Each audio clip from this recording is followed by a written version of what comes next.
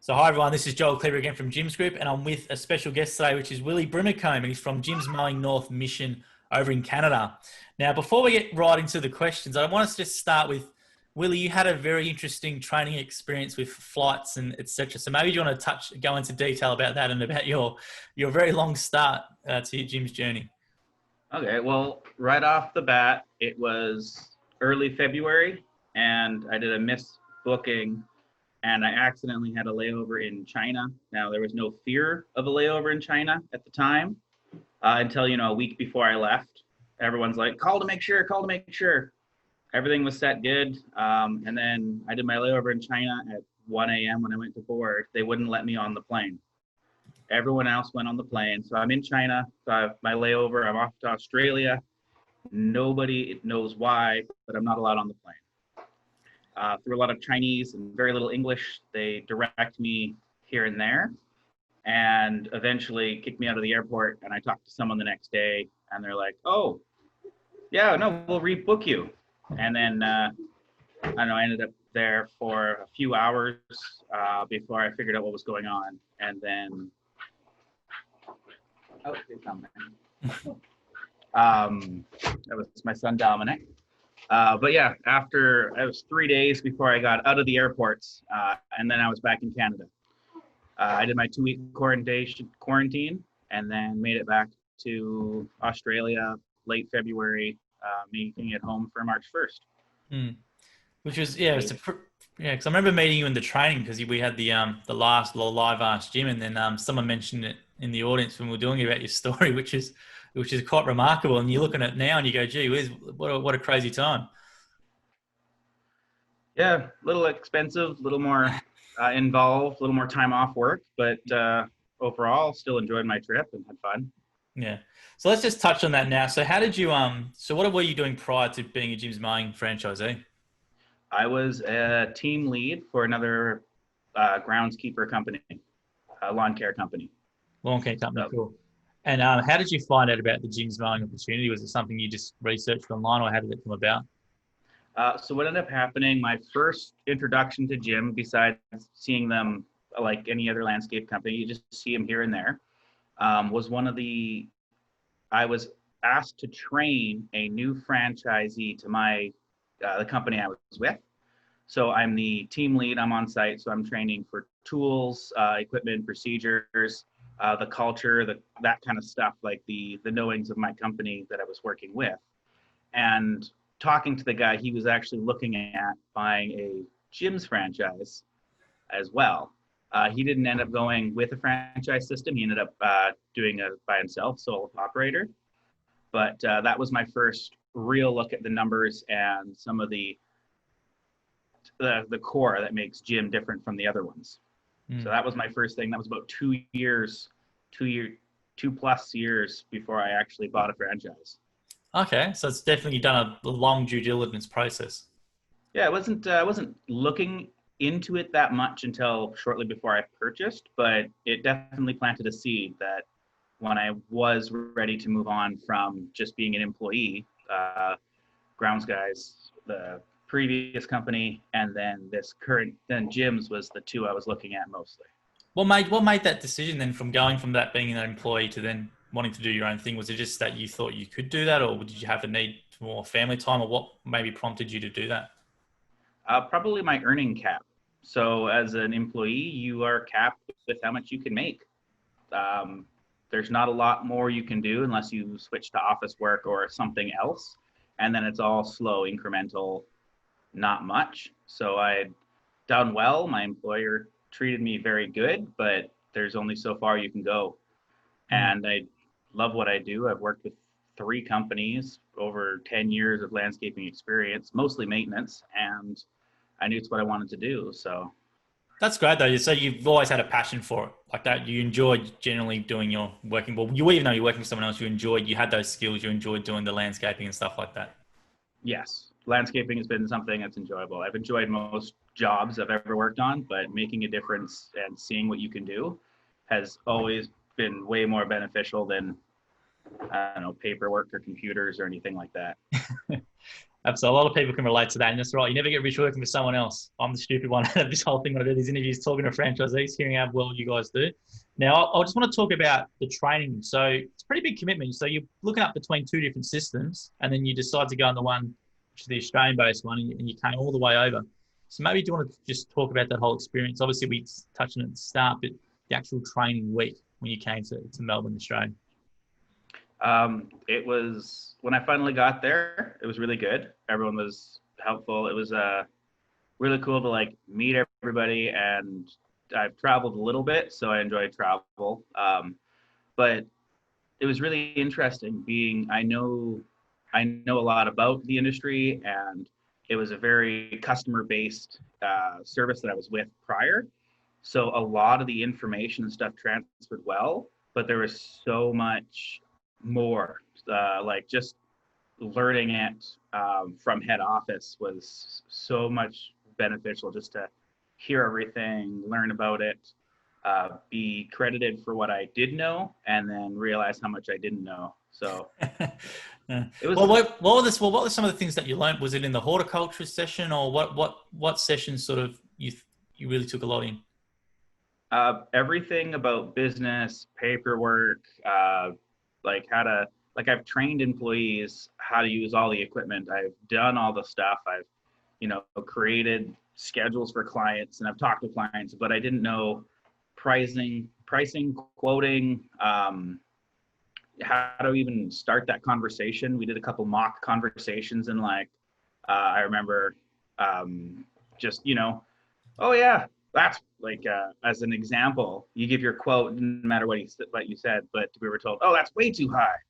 Or the vice versa, which was, oh, that's way lower than I thought. I thought it'd be almost double that. And you're sitting there going, like, how do you professionally respond in that situation without just, I mean, it is more than that. Absolutely. And I think that's what we hear a lot. We have people from a large range of backgrounds, from, management or whatever. And some of them might really know the business stuff, but they won't know the equipment and the horticultural stuff, or they might know that, they might know the other things. So it's a really, really good point you said there as well. So what about Jim? Did you know much about Jim before you come? Did you think he's a real person? Did you do much research? I know you got his signed book when you came across.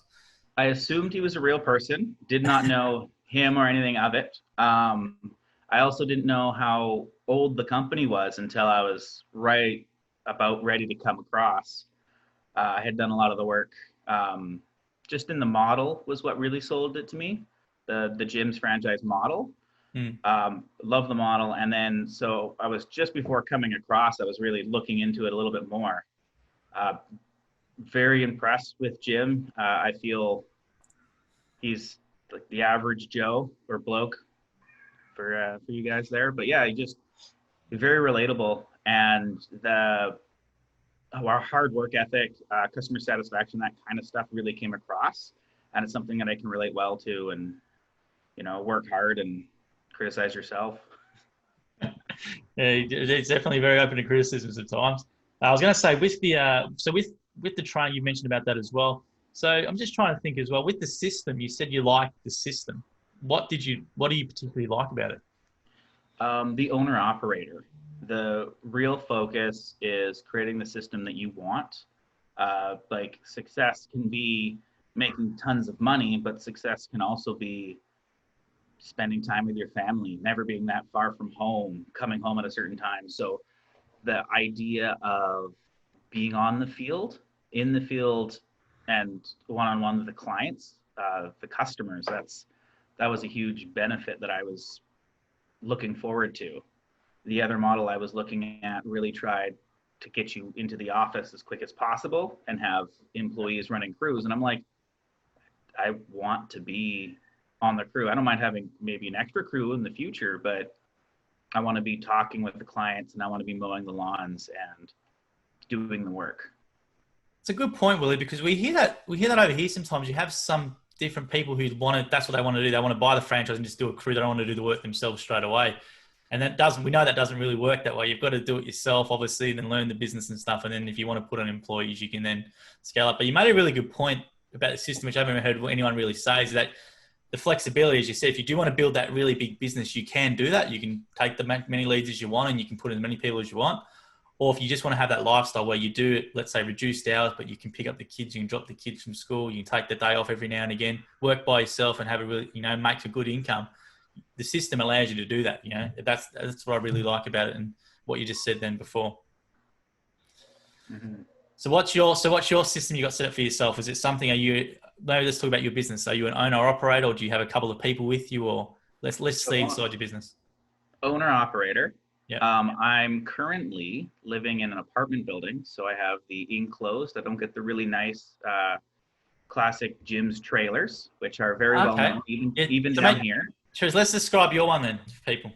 It's literally an enclosed cargo trailer with a ramp door that comes down. Right. So I have a large mower and a small mower when you walk in the back. I've outfitted the front a little bit. So I bought a ledge and a weed whacker rack under the ledge. So from the door, I can reach my weed whacker, my blower, both my cans of mixed gas and regular gas. So I can reach most things without climbing in, and then mowers out the back. Is that because you just live in an apartment block, or because you can have the trailer? So the cargo trailer is what I was used to. Yeah. And then so I just had a pickup truck. So I fill up the pickup truck with debris. But yeah, because I'm in because I'm in the apartment building, I don't have a shop or storage. Yeah. So I have a buddy who lends me a shed, and excess stuff goes there, fertilizer and stuff like that. But it's a small shed in the backyard. I can't even bring my large mower to the backyard there. So yeah, I was going to say, you said before the trailer's well known in your area. Yes. Yes. I've come across, there's at least 2 people who have the trailer, the Jim's trailer, the half dump, half storage capacity. And then you can tell it's been redeckled. And it's like, oh, that used to be a gym. So you can tell. I think it's the same over here. You can see when they take, over here, you can see, exactly if it's a gym trailer or not. Gym. I didn't realize that my previous employment actually had a custom trailer very similar to the gyms. So it's a half dump and half storage, but it was designed for a large, for the walker mower. So a big ride-on mower can fit. That was its size, was directly for that. But the ramp was too steep, and you can tell that many years of tweaking has happened to that trailer to make it as good as it is. Absolutely. Now let's talk about your equipment. What equipment do you think you use over there that may be different to our Australian and NZ franchisees? Maybe do you want to run through your gear? It sounded very similar because we did the training day and we actually had a couple operators come out. Some of the equipment, how much I knew going to the training day in Australia seemed very similar to how much I would know going into the training day if I were to do one in Canada. Okay. Similar brands, same kind of system. Some of the fancier stuff I'd never seen before. The walker mower was a refresher because that's the mower I was most familiar with in Canada. So when I saw it in Australia, it was a lot of fun to ride and let another fellow classmate make mistakes on it. It bucks you if you don't know what you're doing. But the most interesting thing I found was the blades. We have a large 21-inch blade, one solid piece of steel, and it spins round. In Australia, there seemed to be a round disc with 3 short blades, I don't know, 4 inches long. Never seen that system, I think. Okay. So that was very different. And I've seen that on push mowers and the ride-ons. So that was different for me. I just take my blades off, sharpen them, put them back on. It doesn't take too long. Where we have the combi system, so weed eater, chainsaw, hedge trimmer attachments all go on the same engine. A lot of usefulness there. That's most of the equipment differences. I have a Turf Tracer Exmark. It's a very large push mower, like you walk behind it. It's a 48-inch or 42-inch push mower. So it's very big, but it does slopes and does a really good cut. So. And let's talk about your services. Is there much of a difference in services with you over there compared to over here? Snow's the one. Yeah, it's quite obvious one. That's the biggest one. But let's talk about the snow service. So what do you do for the snow over there? So this year, because of all the insurance with snow is more challenging. It's a very, very high liability occupation. It's very lucrative. I know a landscape company that in the 2-3 month snow season have earned more than they do in the full season, like the full 9 months of landscaping. Right. So it can be very profitable if you know what you're doing, but you can be sued from 3 years prior, 5 years prior. Yeah. Okay. It's a risk. Yeah. And if you want to do it well, you start at 1 to 3 a.m. and you try to get all your properties, especially your commercial properties done by 8 a.m. or 7 a.m. when they open.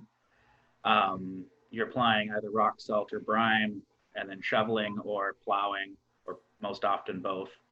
So I've done it for a few years. I'm looking forward to next year probably doing my own. But this year, just with insurance and liabilities and figuring it all out, paperwork is not my strong suit, but running this business doesn't seem to be too bad. What's the liability issues around the snow, just for people over here? Because we probably insurance wise, you can be easily insured for doing very minimal snow work, but as soon as you touch a commercial property, because people are coming to that area, like, if they're going to the store, if they slip, they are very likely to sue. Oh, I'm at this store, therefore this store now owes me a lot of money.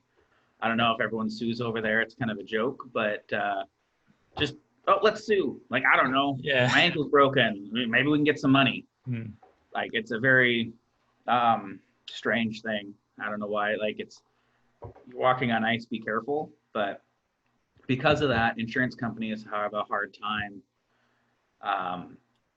issuing out insurance, and you have to keep records. You have to keep records of the weather forecasted, the weather that was, when you did what, at what time, not necessarily how long it took, but how much material did you apply? Did you do your due diligence to make that property the best you can? Meanwhile, the people who are paying you don't want to pay a lot of money for the service you're providing. So sometimes they're like, oh, don't come and salt unless this, or don't plow unless we get this. And it's like, but I'm the one that's going to get sued if someone complains. So you're kind of battling, same thing. You want to do a good job, but it costs money, and they want to cheap out if they can. But add the insurance is, a little more challenging. Yeah, absolutely. And we'll just blame it on the personal injury lawyers, or the negligence ambulance chasing lawyers, we call them over here. Yeah, and it's not like they're trying to only sue you. They just sue whoever they can. Yep. They list everybody they can and try to get anybody. And it's up to the judge to then strike off who shouldn't be part of the claim or not. Unfortunately, some of our franchisees, I'm trying to think of some other divisions. I think building inspections is one, obviously, over here, because our building inspectors, you're obviously inspecting the house for damage or to see if there's any issues. And if there's something you miss, can come back 5 years later, 7 years later, and that's an expensive premium as well for our building inspectors over here. So we can sort of relate with some other divisions as well. But what else besides snow? Is there anything else that you might do different on properties that might be different for the new NZ and Australian franchisees? We work through the rain. That's very common. Work through the rain? Okay. Oh, right. We can't stop for rain days. There's not enough time in the year. We get a mild winter compared to some people for the West Coast, the wet coast. Yep. But we get quite a bit of rain. So I think, I'm going to quickly check my weather app. I'm fairly certain so from now till not this Saturday, but next Saturday, I have one day that doesn't have rain. So I have rain for the next, week and a half. Just gotta get on with it. Gotta get on with it. Yeah. So it's like, if it was a day or two, you can kind of skip them and then catch up the next day. But you might have a week or 3 weeks of mostly all rain. Yeah, you can't be sitting home doing nothing if you just wait for the rain to pass. It's not going to pass. Now, do you wear anything different in that case, or is it the same sort of uniform? Or most people wear rain gear in that case. Typically, I'm loving the shorts. The last company I worked with, I wasn't allowed wearing shorts. Okay, so you got the little short shorts, or they're a lot bit longer? Oh, no short shorts. Regular shorts. Regular shorts, all right. Almost to the knees. Yeah, so I'll probably be wearing my shorts and a t-shirt in most rain. If it's a downpour, then I'll throw on rain gear. Or if I know it's going to be pouring for the whole day, I'll throw on rain gear. Okay. But if it's just going to rain, sparse rain or on and off rain for the day, I'll probably not bother with rain gear and just work in the wet. Yeah, I don't know if our franchisees do wear rain gear. I think they might just go with their normal kit normally. So if there's any franchisees watching, put in the comments if you do wear rain gear, because I haven't seen anyone over here. Is there any other services as well that you maybe think that might differ for the properties over there, or? No, the list on our trailer and the list on your guys on the Australian trailer seem the same. I don't have everything outfitted for myself, so I don't do the pressure washing or the gutters, but the other gyms in the area do. I can't think of anything that we offer that you guys wouldn't. But again, I don't know everything that you guys would offer on a regular basis either. Yeah. I was going Chatting to with other gyms seems similar. And what's your favorite type of jobs to do? Is there any? Do you like? You said you like your landscaping. So do you like doing a big garden renovation, or what are some of the jobs that you tackle and you like doing? The ones I like the slightly higher end, maintaining it to look nice is up there. But I think the best is when someone wants their property like a cleanup. So you come in and you do some pruning, you clean it up, you define the edges. So I got the one of the tools that came with the equipment package that we get in Canada was the driveway edger. And then I picked up my own garden edger. So it's a heavier version and it creates a nice deep, probably about a 4-inch by 2-inch wide trench around garden beds. So you run those two machines around someone's lawn, around their garden beds, around the driveway edges, and then you whip or snip it around that. And it just instantly makes it look really crisp and really nice. So the cleanups, like the half-day cleanups, I think were probably one of my favorites. So you really see a transformation there, can't you, when you do the cleanups? Transformation. Yeah. And bark mulch. That's one of my favorites. Bark mulch? Yes. Okay, well, tell us a bit about that one. So we put down, if it's a garden bed that hasn't had it before, I'll typically, I'll give it a herb treatment ahead of time. So all the weeds are dead. And then just before putting bark mulch down, I'll put some Casseron down, another herbicide. It's kind of like weed cloth, but the chemical version. It keeps the weeds from growing through. But then, you put 2 to 4 inches of bark mulch down, and it's just chipped up trees, right, properly done, and from the dealer, and it just makes it pop. You can get like a cedarish reddy look, but natural, or a really dark composted bark mulch. Both are really nice and they brick really well. And a lot of people will do that because it's fairly cheap compared to all the man hours required to maintain your lawn or maintain the garden beds. Fair enough. For a long time too. Now let's talk about the franchisor and the sort of the community you have with other franchisees over there. How do you want to tell people about that and about, you're not, it's a great thing, Jim's, in regards to the community and the support. Whereas if you're an independent business, you wouldn't have that. So maybe do you want to go on a bit about your fellow franchisees and the meetings and things like that? Oh, right off the bat, being in a smaller-ish town, being a landscaper, all the other landscapers I've come across or even seen online have been very positive and helpful, but not much more than that. And then seeing as I started in the middle of COVID, we haven't done a lot of full-on functions, but there's almost weekly Zooms. Everyone is super helpful. You ask questions. We have a Facebook group, a closed Facebook group of all the franchisees. They're very active, those things normally. Yeah. Oh yeah. You throw a question on there, and usually if it's not responded to in the next, few minutes, within an hour, you have someone, ask this person. And then we usually have most people's contact information. So I've been given ask, Jim from this town and he knows this, or, he does a lot of those. So it's very quick to find help and everyone wants to help. So that's really refreshing. Yeah, it's an interesting part, isn't it? That everyone wants to, if you ask a question, people just sort of almost want to jump at the being the first one to answer it. I've seen it a lot on other forums and stuff, and it's really good how it's a really good part. And, it's nice working from national office to hear that how I've never heard a franchisee knock someone back to give them advice, or if they get the job or something, they're always there to help. And it's really nice to hear that it translates as well in NZ and Canada. So maybe do you want to talk about a bit more about Peter? So about in regards to your franchisor, what does he do for you, and how do you find the support from head office over there? So he was my first contact with gyms. So he was, gave me the information, very quick overview, like broad questions, like answered very quickly, and then focused in on what I was interested in, what I was looking towards. Encouraging. And then, got to the details pretty quick. I did a training day or two, miserable weather.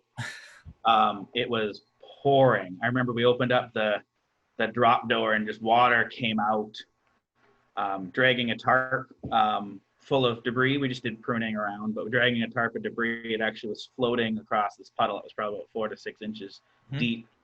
So it was a very wet training day, but I actually worked with a fellow named Jim. So he was one of the helpers. He was a team lead for Peter's, because he's a franchisee as well. So it was a great day, got figured out. And then once I actually bought into the brand and figured it all out, I think the first thing that really clued in that Peter fights for you was I made a mistake on a mower. I purchased a lawnmower, and they said it's ready to go, like have at her. And then I brought it to site, checked the fuel, checked the oil, gave it a go, and started mowing. It acted a little funny and like, oh, that's weird, and checked the gas again, checked the oil. Okay, it's probably just new. And what it was the dipstick, the oil dipstick was wet with oil, but it had no oil in it. So when I pulled the dipstick out, it registered that it had oil. And then so I cleaned it off, put it in. I'm like, oh, there's actually absolutely not a drop of oil in this thing. So I went to the place. Long story short, I couldn't get it going. It had already seized the engine. Yeah. And that's the first thing it says under warranty is will not warranty if there's no oil. That's like second line right there. And I talked to them, and the local guys here were pretty good, and they were like, there's a chance that we know how to fix this, blah, blah, blah. So I got it working. But Peter's like, not good enough. And he's like, I'll be right back. And he basically talked to the dealership, and based on the statement they said it's ready to go, he was able to get them to replace the whole engine. So a brand new mower, whole engine replaced. I didn't ask him to do it. I wasn't worried. I'm like, I made a mistake, but it functions. And then Peter went and, he took my case and fought it and won, as it were. So that was really encouraging. And that was the first time I'm like, wow, like that's what he does. He's there for you. He fights for you. And that's really cool to see. It's great to hear. And what about your fellow franchisees? Do you get, because you said you're in a bit of a smaller town, do you get to see, as you said, you got the Zooms, but were you doing meetings prior? I know there's some golf days and stuff I think Peter organised and things like that. We had when the COVID relaxed a little bit, you're allowed, outdoor functions were encouraged, keep your distance, but go out somewhere. I missed that day. I ended up going up to visit family elsewhere, so I couldn't make it. But we've done the golf day, picnic kind of thing. So there has been a few events. I missed the AGM, which is one of the highlights of the year. Actually, I was at training for that, so I missed that one. But so I've missed a couple of the, in-person visits, but I've made it to a couple, and they're always fun. And it's really cool to just see the other franchisees and like where they're at and where they go. And it's I met one of the gyms, chatted a little bit, Facebook comments, but we actually went golfing together. And he's got one guy that pretty much runs the truck and trailer, and he works with them on occasion, but he mostly does all the office work. I'm like, that's a cool setup. Like, not a bad deal. Yeah, it's a good deal. he works part-time and he has a young Right. guy and he pays him well, right? Because he's basically running the business. He can't do it without him. But yeah, he just keeps one guy, one sole employee going. And I'm like, that's it. I never even thought about doing something like that. So it's I think that's a interesting. good. Well, I think that's a good thing about getting together other franchisees is you can just share those ideas, and you might, yeah, as you said, you didn't know someone you could do that, and this guy's obviously doing it, so you get all the advice you want. So let's talk about what are your plans for your business. Are you do have an employee? I think you were saying at the start. What like are your plans to grow bigger, or what do you want to do? The employee I have is I've known him I don't know since 2007, 2008, right around there when he was I don't know 8 years old. So I've known him for a while. He's been well, a kid in my life, and then now he's all grown up, and this is his first real job besides summer camps and stuff like that. Mhm. So I'm really I'm really hoping that he'll be a team lead, as it were, run the truck, run the trailer, and do really well. I don't think I'd want more than one crew besides myself. At least that's where I see it. So with him, he's been with me since April, maybe somewhere around there. So he's been, part time for a bit, and then full time, and then mostly full time as long as I can keep him going. And I'm really thrilled having him because I can focus on the business, do some paperwork, and figure stuff out while he goes. He's now comfortable driving the truck and trailer, so Mhm. that's a good one. Um, there are two more gyms that are active in the same area as me. Still lots of work, so that's nice. And the name is definitely growing in our zone, in our territory, and surrounding area. So I don't So know. maybe for people watching, where are you? So North Mission's your territory. So where's that in relation in British Columbia and Vancouver? Where would it be? Okay, so an hour um, east of Vancouver-ish. Okay. So you go a while and you get to Abbotsford, and it's above Abbotsford. So it's a smaller-ish town, but yeah, not far from Vancouver. My dad lives in Vancouver, so I go to Vancouver if I want on the weekend, but it's close enough. There's plenty of work, as you said. The more gyms in the area generally means there'll be plenty of work. Whereas people think naturally, I think it's the opposite. Or there's so many people going to take all the work, but it's actually does the opposite effect when you have all the driving billboards going around. Yes, exactly that. Hmm. And how about your leads and stuff and the work levels all good and thing like that? Yeah, Yeah. so I started March 1st was when I had actually the day I came back from training was the day I signed my papers, and so I was going March 1st. My third child, my son Josiah, was born April 19th. So I haven't been really actively seeking to be super busy. And as I said, like it's nice that I'm close to home. So if, my wife's having a full day, I can sneak back, but I've been getting more than enough to keep me and my guy going. And it's been, yeah, no leads come in, and that's great. I got a couple of, I got a few referrals. I did the pay for pay for work guarantee. I was going to cash in on that, but didn't end up needing to. I think I would have got a little bit in the first week or two, and then that was it. Mm. Very rarely But used. Very rarely used. It's good to know yeah, it's there, but it's very rarely used. Yeah, 'cause it's work. for me, and what I think a lot of franchisees will see that as is it's an opportunity to go and sell yourself for nothing, and that really gets you comfortable selling your service, because even if they say like they won't really say no, but you get used to that conversation. um, on my local Facebook group, so BC Mission Neighbors, very small little Facebook group of all of our neighbors. I threw it out there like, hey, I just started a business. I have some extra time. I'd love to help out if there's someone in need or a community project, like something that's there. So I had people like, oh, my elderly father can't do the maintenance, or this person has died, or this area hasn't had anything. And I did 3 days of almost full days of helping people out and doing things. And I was going to, cash that in, but I ended up getting work from those jobs enough And then for the next, I don't know, 4 or 5 months, anytime someone asked, is there anyone who cuts grass? I had these people, they're the loudest on the group, happen to answer mine, and now they're constantly sharing my name. It's I was good. like, whoa, that was unexpected. Mm. Yeah, the community groups and buy sell swap groups are over here as well. They're very great. They're a good source of work, and I know our dog wash and grooming franchisees use them a lot as well. They're awesome though. It's a great one, and as you said, once you get a couple of good referrals, word spreads, and away you go. Oh yeah. Now, I was going to touch on about you started. It's been pretty full on 2020 for you. You've had obviously had COVID. How's that affected you? And you've had your third child, plus you had all the dramas with the trip over here.